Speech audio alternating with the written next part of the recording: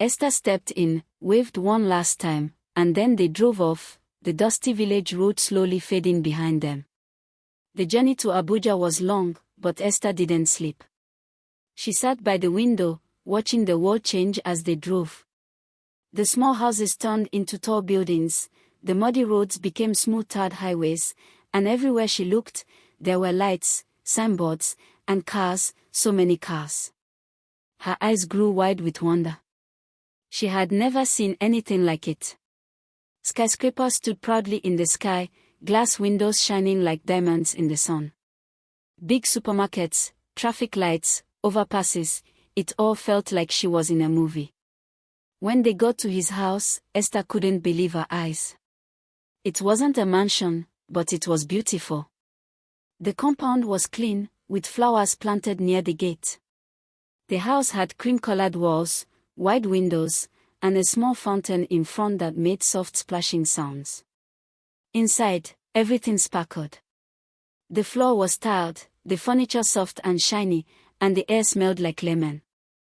Esther stood at the doorway, afraid to step in with her dusty sandals. He took her upstairs and opened the door to a room painted soft pink. There was a bed with clean white sheets, a reading table, and even a small shelf filled with books. "This is your room," he said. "You can arrange it however you want. If you need anything, just tell me." Esther walked in slowly, touching the bed, then the table. It felt like a dream. She sat down and smiled, really smiled.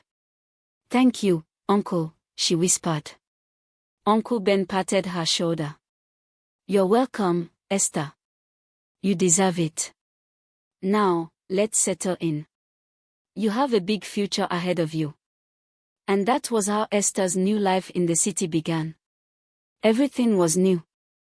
Everything was different. But deep in her heart, she felt ready.